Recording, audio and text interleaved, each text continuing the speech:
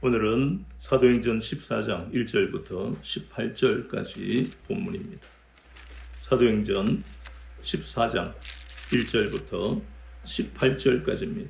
교독하겠습니다. 사도행전 14장 1절에서 18절. 이에 이고니온에서 두 사도가 함께 유대인의 회당에 들어가 말하니 유대와 헬라의 허다한 무리가 믿더라. 그러나 순종하지 아니하는 유대인들이 이방인들의 마음을 선동하여 형제들에게 악감을 주게 하느니 두 사도가 오래 있어 주를 힘입어 담대히 말하니 주께서 그들의 손으로 표적과 기사를 행하게 하여 주사 자기 은혜의 말씀을 증언하시니 그 시내에 무리가 나뉘어 유대인을 따르는 자도 있고 또 사도를 따르는 자도 있는지라. 이방인과 유대인과 그 관리들이 두 사도를 모욕하며 돌로 치려고 달려드니 그들이 알고 도망하여 루가오니아의 두성 루스라와 데베가 그 근방으로 가서 거기서 복음을 전하니라. 루스드라에 발을 대지 못하는 한 사람이 앉아 있는데 나는서 걷지 못하게 되어 걸어오지 없는 자라. 바울이 말하는 것을 듣거늘 바울이 주목하여 구원받을 만한 믿음이 그에게 있는 것을 보고 큰 소리로 이르되 내 발로 바로 일어서라 하니 그 사람이 일어나 걷는지라. 우리가 바울이 한 일을 보고 루가오니아 방언으로 소리질러 이르되 신들이 사람의 형상으로 우리 가운데 내려오셨다 하여 바나바는 제우스라고 바울은 그들이 말하는 자임으로 헤르메스라 하더라. 시외 제우스 신당의 제사장이 소와 화환들을 가지고 대문 앞에 와서 무리와 함께 제사하고자 하니 두 사도 바나바와 바울이 듣고 옷을 찢고 무리 가운데 뛰어 들어가서 소리지르러 이르되 여러분이여 어찌하여 이러한 일을 하느냐 우리도 여러분과 같은 성정을 가진 사람이라. 여러분에게 복음을 전하는 것은 이런 헛된 일을 버리고 천지와 바다와 그 가운데 만물을 지으시고 살아계신 하나님께로 돌아오게 함이라. 하나님이 지나간 세대에는 모든 민족으로 자기들의 길을 가게 방임하셨으나 그러나 자기를 증언하지 아니하신 것이 아니니 곧 여러분에게 하늘로부터 비를 내리시며 결실기를 주시는 선한 일을 하사 음식과 기쁨으로 여러분의 마음에 만족하게 하셨느니라 하고 이렇게 말하여 겨우 무리를 말려 자기들에게 제사를 못하게 하니라. 아멘. 오늘은 사도행전 14장 1절부터 18절 본문을 통해 너를 이방의 빛으로 삼아 하는 제목으로 세 번째 시간 같이 은혜를 받겠습니다. 1차 선교 여행의 시작이 수리아의 안디옥이었습니다. 거기서 출발해서 우리가 앞에서 보았듯이 실루기아 그리고 구브로 섬으로 왔어요. 구브로 섬에 온 특별한 이유가 있다 그랬지요. 거기는 또 바나바의 출신이기도 하고 그리고 구브로는 베니게와 구브로 그리고 안디옥 여기에 유대 그리스도인들이 복음을 전하는 곳이잖아요. 그래서 그리스도인들이 많았을 것이다. 그리고 또 바울의 전략이 회당에 들어가서 누구든지 회당에 들어가면 유대인이라면 설교를 할 수 있으니까 그래서 그 전략으로 갔는데 그런데 우리가 지도를 보면 구브로 키프로스라 하는 그건 섬이잖아요. 그죠? 육지가 떨어져 있단 말이에요. 굳이 섬으로 갈 이유가 없잖아요. 육지로 이렇게 다니는 것도 힘든데 근데 하나님의 그 인도하시는 발걸음을 참 묘한 거예요. 그 키프로스 섬에 어떤 섬이 또 작은 섬이 있었습니까? 살라미와 바브가 있었다. 그런데 이 선교 여행을 이제 앞으로 1차, 2차, 3차를 우리가 이제 앞으로 그 발자국을 주님이 동행하시는 그 발자국을 볼 텐데요. 그런데 이 거룩한 길을 가는데 어찌 핍박이 없겠습니까? 거룩하게 살면 이 바울뿐만 아니라 바나바뿐만 아니라 우리도 그렇잖아요. 남들과 다르게 나쁜 말을 안 하려고 그러고 나쁜 생각을 안 하려고 다른 사람은 어쨌든 도와주려고 그러고 선한 마음을 품고 친절하게 하려고 하는데 사람들은 싫어하지요. 싫어합니다.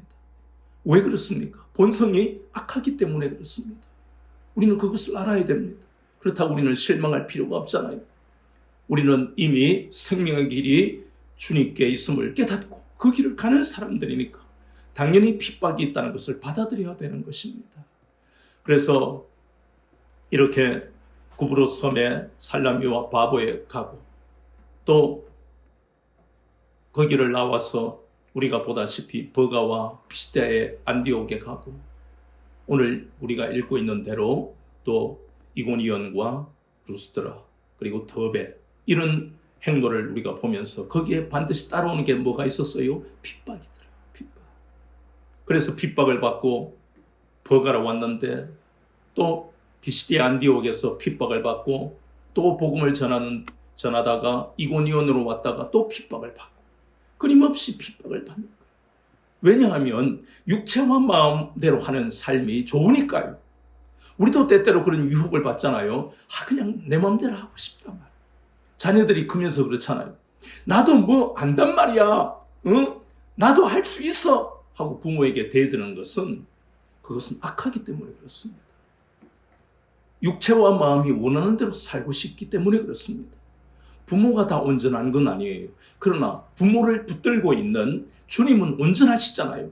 주님이 부모를 통해서 세상 말을 하면 그것이 틀릴 수도 있지만 관점의 차이를 보일 수 있지만 복음을 전할 때는 그건 완전히 맞는 말만 하는 거예요. 그런데 그걸 듣기 싫어하는 자녀나 부부가 그렇다면 그것은 바로 뭐예요? 육체와 마음이 원하는 대로 살고 싶은 그 본능이 꿈틀거리기 때문입니다. 그런 사람들을 대상으로 바울과 바나바가 갑니다. 어찌 그 길이 즐겁고 평안한 길이겠습니까? 그러나 이미 주님은 이 바울을 불러서 너를 내가 뭐로 삼는다고요? 이방의 빛으로 삼아서 이방의 사도로 너를 삼아서 보낼 것이다. 그 길에는 환난이 너무나 많다. 그러나 환난을 당하지 않고서는 어디로 갈 수 없다? 천국에 갈 수 없다. 바울뿐만 아니라 바울이 걸어가는 그 길이 우리가 걸어가야 할 길이에요. 그 길로 가야만 이 땅에서도 생명의 길을 걸어가고 천국에 갈 수 있다는 것입니다. 끝까지 가야 됩니다. 신앙생활 잘하다가 마지막에 예수님을 안 믿으면 천국에 못 가요. 정해져 있는 따놓은 당상이 아닙니다. 그래서 우리는 고달픈 이 길을 보고 아이고 나는 저런 길이 싫어가 아니고 우리에게는 선택권이 없습니다. 그러나 그건 피동적이고 로봇 같은 삶이 아니고 주님이 인도하시는 그 길만이 영생의 길이고 평안의 길이고 생명의 길이라는 것입니다. 그래서 이 핍박을 받지만 핍박을 받기는 받지요. 그러나 그들은 알았어요. 핍박 가운데 반드시 열매가 있는 삶을 살게 하실 것을. 그래서 오늘 보니까 사도행전 13장 48절에 이방인들이 듣고 기뻐하며 하나님의 말씀을 찬송하며 영생을 주시기로 작정된 자는 다 믿는 영생을 주시기로 작정된 자가 바로 예수님이 마태복음 10장에서 말씀하는 복음에 합당한 자. 우리가 쉽게 말하면 구원받기로 예정되어 있는 자. 그래서 세상의 불신자들을 영원히 불신자로 놔두시지 않는 거예요. 그래서 여러분들이 복음을 전하고 또 출소해야 할 그 사명이 얼마나 중요한지 모릅니다. 아직까지 교회 안 다닌다고 우리는 그 사람을 비난하고 그 사람들을 우리가 불신자라고 저주해서는 안 됩니다. 그 중에 누군가는 여기에 지금 이 선교 여행 중에 만나는 사람 중에 복음을 받아들이는 사람이 있는 것처럼 이 땅에도 아직까지 그 복음을 듣고 구원받을 영혼들이 많다는 이야기입니다. 그리고 14장 1절에도 유대와 헬라의 허다한 무리가 믿더라. 얼마나 바나바와 바울은 감격이 되겠습니까? 핍박에도 불구하고 열매를 보게 하시니까 보람을 느끼고 성취감을 느끼고 하나님 앞에 감사를 올리지 않았겠습니까? 그런데 우리가 여기에서 루스드라에 대한 그러한 말씀을 좀 집중을 하고 싶은데요. 루스드라에는 한 사람이 있었습니다. 성경에 이렇게 나오는 것은 집중적으로 우리가 사도행전 3장에 보면 미문에 앉아있던 안진뱅이 이런 사람들 12년 동안 혈류증에 고통받던 여인 또 가난한 여인 이런 사람들이 한 사람이 나오는 것은 두루두루 많은 사람들이 질병에서 노임을 받았다. 귀신 들린 사람들이 자유를 얻었다. 이렇게 두루뭉실하게 성경은 말씀할 때도 있지만 집중적으로 그 사람에게 말씀하는 이유는 바로 우리를 향하신 하나님의 크신 사랑, 관심이라는 것을 깊이 생각해야 됩니다. 우리가 루스드라의 안전뱅이를 바라보면서 그래, 내가 어떤 질병에 걸린 적이 있지, 내가 어떤 환경에서 고통받고 있지, 하나님은 이 안전뱅이에 집중하시는 것처럼 나를 지금 바라보고 계시어. 그것을 성경은 말씀하고 있는 것입니다. 안전뱅이로 살아왔을 때 아무것도 할 수 없을 때 그 사람의 삶은 일평생 기쁨이 없는 삶이잖아요. 이 고통스러운 삶에서 빨리 마감하고 싶은 그런 생각밖에 없던 사람이 이 사람이에요. 그러니까 이 사람과 우리는 별개가 아니라는 것입니다. 우리의 삶도 그렇잖아요. 기쁜 일보다 슬프고 고통스러운 일들이 더 많은 것이 우리의 삶입니다. 거기다가 예수님을 믿기 때문에 우리는 보통 사람의 삶보다 어쩌면 갑절로 또 10배도 더 고통스러운 삶일지도 모릅니다. 그런데 이 안전뱅이를 향해서 바나바와 바울을 사용해서 주님이 어떤 사랑을 베푸신지를 우리가 집중하면 이것이 바로 나를 향한 말씀이라는 것을 깨닫게 되는 것이에요. 이 사람의 마음은 고통스러운 삶으로 인해서 갈급했을 것이에요.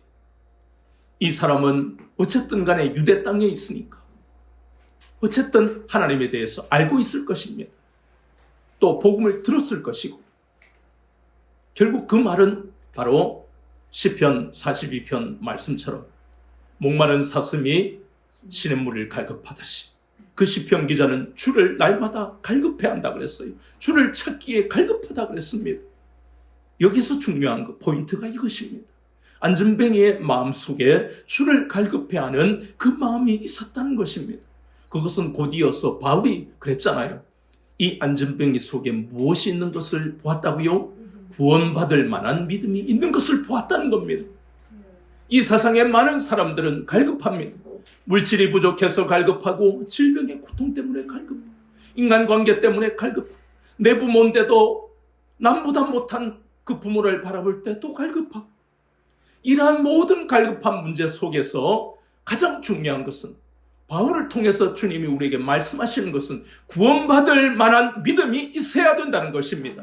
그 말은 하나님을 갈급해야지 물질을 갈급해야 질병에 대해서 치료와 여러 가지 인간관계가 풀릴 그 자체에 대해서 갈급해서는 아무 일도 일어나지 않습니다. 그래서 결국 그는 저주받은 인생에서 시작해서 저주받은 인생으로 끝나는 것입니다. 어디에 갈급하느냐 하는 것은 대단히 중요합니다. 안전뱅이는 정확하게 하나님을 향한 열망, 그 갈급한 마음을 가지고 있었다는 겁니다. 사람들은 그걸 모르지. 단순하게 지나가면서 아이고 저 안전뱅이 불쌍해, 어떡해, 아이고 불쌍해, 그런 마음만 가졌습니다. 그러나 인정으로 사람의 영혼을 구원할 수 있습니까? 불가능합니다. 100년, 1000년이 지나도 불가능합니다. 인정은 아무 의미가 없어요. 그래서 우리가 냉철해져야 되고 분별해야 된다는 이야기입니다. 그런데 이 안전뱅이의 영혼 속에 하나님을 열망하는 그 간절한 마음을 발견했습니다. 우리는 바울을 보면서 이제 그리스도인에게 필요한 것은, 이것은 바울을 통해 깨닫게 하시는 영적인 통찰력입니다. 그 사람의 마음속에 무엇이 있는지 꿰뚫는 능력이 없이는 우리는 그 사람이 알곡인지 아니면 버리는 그러한 쭉정인지 우리 알 수 없어요. 교회를 다니고 안 다니고의 외형적인 그 모습으로는 우리가 분별할 수 없습니다. 고린도전서 12장에 보면 은사로서 영적 분별, 영분별의 은사도 있습니다. 그런 영적 통찰력하고는 다릅니다. 그 능력은 같지만 은사는, 영분별의 은사는 못 받는 사람도 있습니다. 그러나 영적 통찰력은 모든 사람이 받습니다. 어떻게 할 때요? 살았고 운동력인 말씀을 갈급해 합니다. 하나님의 말씀을 붙들면 누구든지 간에 눈과 귀가 열리게 되어 있습니다. 그래서 바울은 이 사람 속에 구원받을 만한 믿음이 있는 것을 보았습니다. 그래서 바울이 그 사람에게 복음을 전하지 않았겠습니까? 예수님이 바로 나와 당신의 구세주입니다. 고난받는 종으로 이 땅에 당신의 죄를 위해서 십자가에 달려 돌아가셨다가 사흘 만에 부활하셨습니다. 이 복음을 전하니까, 말씀을 전하니까, 은혜의 말씀을 전하니까 이 사람의 영혼을 붙들고 있던 마귀의 그 흉악의 결박이 풀리고 멍에의 줄이 풀어지는 놀라운 역사가 일어났습니다. 질병에도 고침을 받았습니다. 우리를 구원하는 것은 우리의 영육을 구원하는 것, 환경의 문제로 질병이나 우리의 모든 이 땅에 매여 있는 것에서 우리를 구원할 수 있는 것은 오직 복음의 능력밖에 없다는 것을 안증뱅이를 통해서 보는 거예요. 구원받은 우리의 삶이 가다가 만나는 장애물들도 우리가 말씀을 붙들고 선포해야 할 이유가 우리의 모든 환경의 구원도 오직 복음의 능력으로 가능하다는 것을 깨닫게 하는 것입니다. 그것이 바로 안증뱅이를 통해서 우리에게 알게 하시는 거예요. 그런데 이 놀라운 기적이 일어나니까 거기에 우리가 아까 읽었던 거기에 보니까 사람들이 소리를 지르는 거예요. 와, 신들이 사람의 형상으로 내려왔다. 이 표현은요, 신들이 사람의 형상으로 내려왔다. 이것이 바로 그리스 로마의 신화예요. 그리스 로마 신화의 표현이 다 이렇습니다.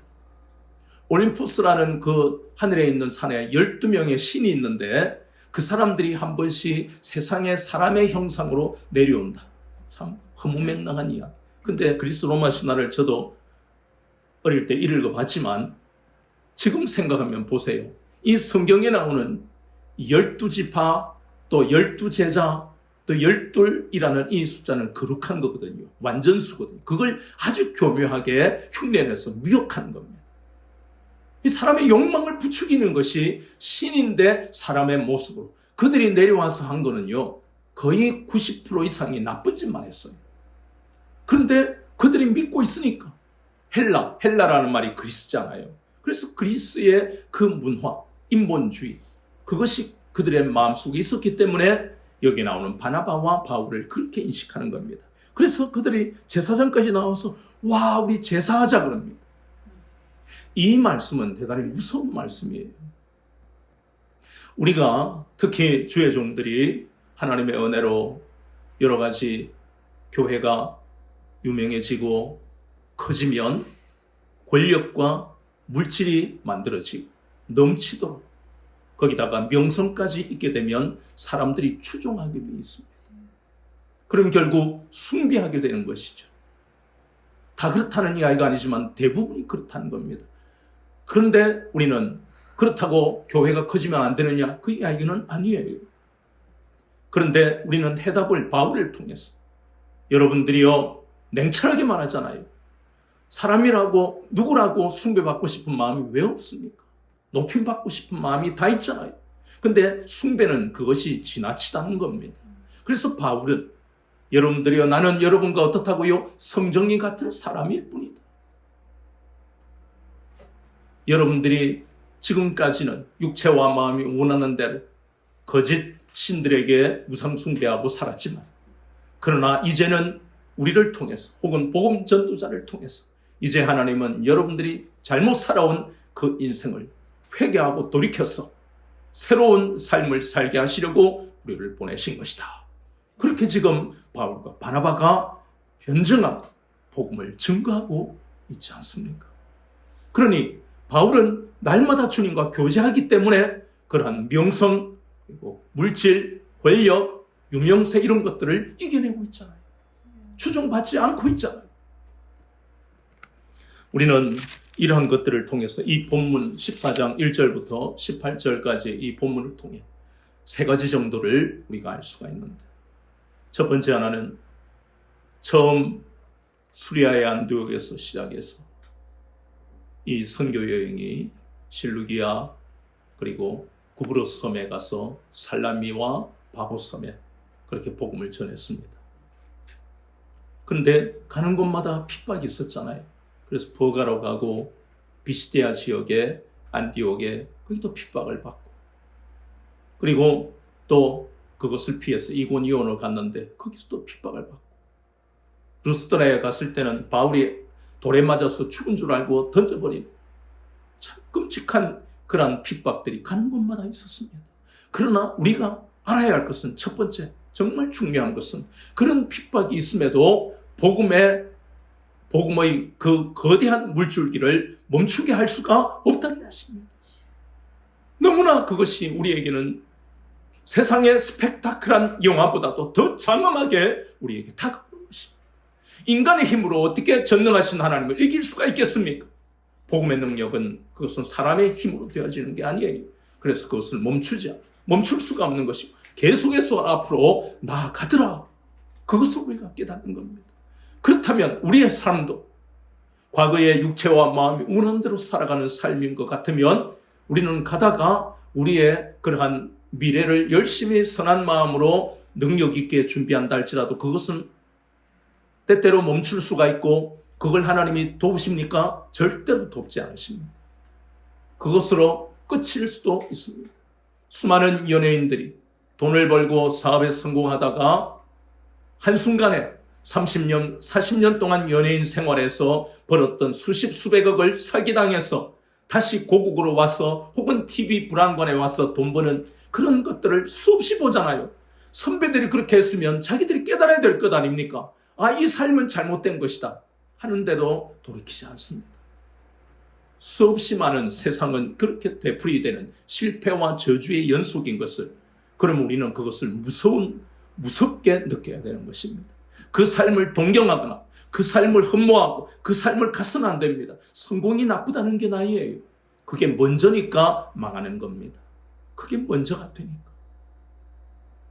바울은 끊임없이 나는 율법으로는 바리새인이요 나는 8일 만에 할례도 받아 히브리인 중에 히브리인, 베냐민 지파에 나는 학문으로 가말리엘 문화의 수제자, 거기다가 길리기아의 그 다소에 또 시민권을, 로마 시민권을 가지고 완벽하잖아요. 이만 이 정도 되면요 아주 그냥 오만해서 사람을 그냥 아래로 쳐다볼 그런 삶을 살 사람 아닙니까? 근데 그것을 뭐로 여겼다고요? 배설물로 여겼다. 그거는 불가능한 일입니다. 이 사람이 얼마나 은혜를 받고, 우리는 은혜 다 받잖아요. 은혜를 받았는데 이 비결이, 방법이 뭐냐? 날마다 주님과 동행하고 날마다 주님과 교제하는 것이 해답입니다. 타락하고 변질된 사람들의 특징은 과거에는 다 은혜를 받았어요. 그런데 왜 타락하느냐? 한순간 긴장을 무너뜨려버리면 때때로 우리도 나락으로 떨어질 수 있다는 거예요. 그렇게 안 되는 방법은 좋은 신앙의 습관을 만드는 것 외에는 다른 방법이 없습니다. 오늘 하루 종일 금식하고 부르짖고 기도한다고 은혜는 받겠지만 내일 우리가 악한 영의 공격을 이길 수 있냐? 아닙니다. 내일은 또 내일의 신앙의 삶을 살아야 됩니다. 그러나 그 길이 사는 길이기 때문에 다른 생각을 할 필요는 없습니다. 오늘 본문에서 보이는 대로 우리는 때때로 가다가 실수할 수는 있어요. 바나바가 바울과 2차 선교여행 때 싸우잖아요. 아니 사도들인데, 바울만 사도가 아니고 바나바도 사도인데 사도들이 막 싸운다는 자체가 우리가 이게 이해가 안 되는 거예요. 예를 들어서 목사인 저하고, 예를 들어 우리 사모님도 뭐 신학을 해서 목사다. 그럼 둘이 싸운 걸 여러분이 보면 시험 될 거예요. 그렇잖아요. 아니 두 분 다 목사님인데 어떻게 싸울 수가 있느냐. 그런데 그것이 우리의 부족하고 또 우리의 연약함이라는 거예요. 바울과 바나바가 어쨌든 좋은 의도든 어떻든 싸웠잖아요. 화를 내고 그 장면을 우리가 뭐 굳이 상상할 필요도 없지만 싸운 건 사실이잖아요. 그렇게 우리는 부족합니다. 그럼에도 복음은 어떻게 멈춰요? 멈추지 않습니다. 중요한 건 사람이 아니에요. 사람은 첫 번째가 아니에요. 주님의 이 복음의 능력은 그 능력을 나타내기 위해 우리를 부르시는 겁니다. 우리가 주가 아닙니다. 주님이 우리의 주인이시고 주님이 앞서가시는 거예요. 그래서 복음은 멈출 수가 없는 것이고 절대로 멈추지 않습니다. 앞을 향해서 나아가게 되어 있다는 겁니다. 두 번째 우리가 알아야 할 것은, 앞에서 우리가 베드로도 그랬잖아요. 베드로가 예루살렘 교회를 목회할 때 그가 한 것이, 야 여러분, 내가 어젯밤에 기도를 하는데 환상 중에 주님이 말씀하셔서, 그러면 맨날 그런 간증이나 하면 사람들은 어떻게 될까요? 와, 베드로 사도 숭배하겠지요? 사람은 어느 순간인가 숭배합니다. 결국은 그 교회에 다니는 사람들은 그 사람을 숭배하니까 세상 말로 하면 가스라이팅을 당하는 거예요. 숭배하는 사람이 숭배하니까 바로 가던 목자도 거기에 취해서 기드온이 그랬잖아요. 그렇게 거룩한 삶을 살았지만 그가 미디안과의 싸움에서 이기고 난 다음에 금은 부치를 가져와서 금으로 에봇을 만들었어요. 그것이 두고두고 이스라엘 자손들에게 시험 들게 만든 죄악이다. 기드온 얼마나 큰 죄를 지었어요. 마찬가지입니다. 숭배하게 만드니까 숭배하고 같이 넘어지는 거예요. 그런데 베드로는 그러지 않았지요. 사도행전 3장에 보면 미문에 앉아있던 그 안전뱅이를 고치고 난 다음 사람들이 모여드는 거예요.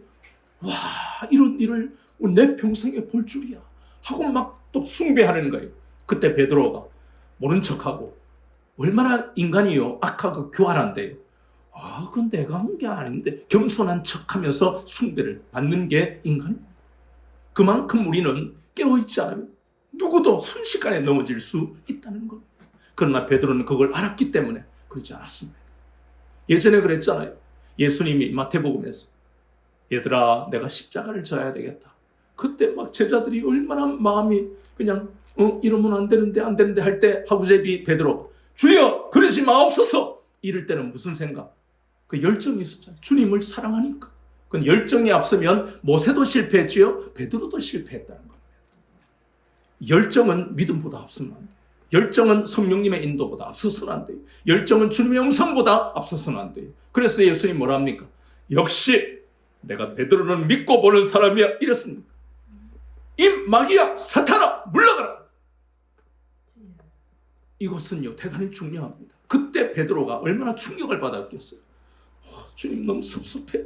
나는 주님을 사랑하기 때문에 믿음의 열정, 주님을 위해서 내 평생 내 모든 걸 바치려고 그 베스다 광야에 많은 사람들이 다 떠나갔는데도 나는 영생의 복음이 여기 있는데 내가 왜 가겠습니까? 했던 난데 섭섭하다 했겠지만 돌이켜보면 계집종 앞에서도 부인했던 그 모습, 그렇구나.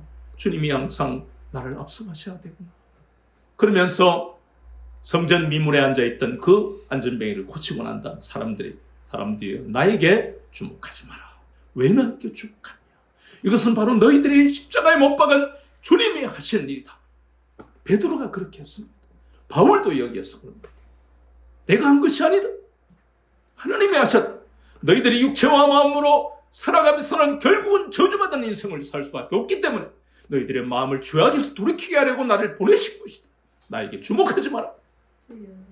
참 안타까운 것은 이 땅에 미국이나 유럽이나 혹은 우리나라에 참 존경받고 하나님이 역사하시는 교회와 목사님들이 많이 있지만 대부분이 타락해버린 이유가 바로 이 베드로와 바울이 이렇게 어떤 모습으로 가야 하는지를 분명히 보게 하셨는데도 못 들은 것도 아니고 못 본 것도 아닌데도 한번 교만해지면 돌이키기가 거의 불가능한 것을 보면서 날마다 우리가 좋은 신앙의 습관을 가져야 되는 이유를 다시 한번 깨닫고 어쨌든 우리는 뼈에 새겨야 될 말씀이 이것이다. 하나님은 분명히 여러분을 부하게 하시고 이 땅에서 높이실 겁니다. 그러나 그때 여러분이 그 유혹을 이기기는 불가능합니다. 지금부터 하나님이 높이실 때까지 좋은 신앙의 습관을 가져야 하는 이유가 여기에 있습니다. 잠깐 넘어질 수는 있어요. 그러나 다시 오뚜기처럼 일어날 수 있게 만드는 원동력은 여러분의 좋은 신앙의 습관에 있는 것입니다. 베드로는 수없는 실패 가운데서 내가 주님을 만나지 않았다면, 주님이 나를 부르시지 않았다, 나는 갈릴리에 고기가 잡히면 살고 없으면 괴로워할 그 인생을 살았을 텐데 얼마나 그러한 기억을 마음에 새기고 잊지 않으려고. 바울도 마찬가지. 그래서 그들은 항상 이때뿐만 아니라 항상 여러분 주님이 하셨습니다. 내가 한 것이 아닙니다. 나에게 주목하지 마세요. 늘 이렇게 타락하지 않으려고 애를 썼다는 거예요. 은혜의 말씀만을 전했습니다. 복음을 전하는 방법은 사람마다 교회마다 다 다를 수 있어요. 우리가 보았던 것처럼 구브로 섬에 갔을 때 거기에 살라미와 바보 섬에서 그 바예수라는 이단을 만났을 때 예수의 이름으로 선포했잖아요. 그러면서 복음을 전하니까 총독이 믿고 받아들였어요. 구브로 섬에서는 그렇게 했어요. 그리고 버가에서 그리고 비시디아 지역의 안디옥에서는 회당에 가서 복음을 전하는 전략으로 했습니다. 그리고 이고니온에서는 또 회당에서 그랬고, 그런데 루스드라에서는 방법이 달랐지요. 거기서는 하나님의 놀라운 신유의 역사가 나타났잖아요. 병자가 치료되니까 복음을 받아들였어요. 이렇게 복음을 전하는 방법은 다 다양할 수 있어요. 정답은 없습니다. 그러나 방법은 다르지만 오직 뭘만 전해야 된다고요? 복음만 전해야 됩니다. 복음. 예수 그리스도께서 나와 당신을 위해 십자가에 돌아가셨고 사흘 만에 부활하셔서 우리의 모든 저주를 끊으셨습니다. 누구든지 믿기만 하면 구원받습니다. 그래서 부활하신 것 주님이 저와 여러분의 만왕의 왕이 되신 것입니다. 예수님이 우리의 주와 그리스도가 되십니다. 이것만 전했다는 겁니다. 복잡한 신학도 이야기 안 했습니다. 간증을 할 수 있지만 그건 수단에 불과한 것이 복음만 전해야만 능력이 나타나게 되어 있다는 것입니다. 세 번째로 우리가 본문을 보니까 복음이 가는 곳마다 무엇이 있어요? 구원받는 사람에게는 기쁨과 감격의 그러한 놀라운 기쁜 소식이 되지만 그러나 그것을 거부하는 사람들에게는 걸림돌이 되더라. 왜 거부할까? 우리는 성경을 볼 때마다 의문이 생기죠. 도대체 왜 거부하냐? 아니 세상에 없는 걸 주겠다는데 그것도 한 번 세상은 사용하면 없어질 거지만 이것은 주님이 주시는 건 영원한 것인데 왜 거부하느냐? 그 이유는 간단합니다. 유대인이든 이방인이든 복음을 거부하는 이유는 오직 한 가지. 육체와 마음이 원하는 대로 살고 싶으니까. 내 마음대로 살고 싶으니까. 너무너무 간단해요. 여러분의 부모, 형제나 친척이 가까운 사람들이 복음을 받아들이지 않는 것은 자기 마음대로 살고 싶기 때문에 우리는 도리어 그 사람 우리를 바보 멍충이 이 좋은 건 다 놔두고 왜 안 하고 참고 그런데 그것이 아니에요. 우리가 무슨 산속에 들어가서 아무것도 안 하고 다 끊고 살아가는 것도 아니고 우리는 먹고 마시고 다 합니다. 단지 우리의 삶의 가치관 주님이 내 삶의 주인이고 위의 것을 하늘에 신령한 것을 구하는 것이 내 인생의 최우선이고 그 나머지는 다 두 번째라고 생각하니까 우리는 세상에 대해서 자유하고 살아가잖아요. 이것이 바로 복음이에요. 우리에게는 그래서 기쁨이 우리에게 넘치는 것이고 삶이 때때로 우리를 무겁게 한다 할지라도 또 주님이 우리를 건지실 것을 믿기 때문에 이 놀라운 사도행전 14장 1절부터 18절의 말씀을 통해서 이방의 빛으로 우리를 부르신 그 주님 앞에 우리는 때때로 다른 사람, 다른 환경으로 인해서 넘어질 때가 있다 할지라도 복음은 절대로 멈추지 않는다는 것. 복음으로 인해서 우리는 새 힘을 얻어서 위로받고 또 다시 이 길을 걸어가게 될 것을. 그리고 우리는 오직 은혜의 말씀만을 전해야 된다는 것. 우리는 이미 기쁨과 감격이 있는 삶을 살고 있는 사람들이기 때문에 이 놀라운 길, 이 복된 길을 날마다 감사하시며 하늘의 비밀을 맡은 자로서 기쁨으로 이 이방의 빛으로 이 사명을 감당하며 가는 여러분 되시기를 주 예수 그리스도 이름으로 축원합니다. 아멘.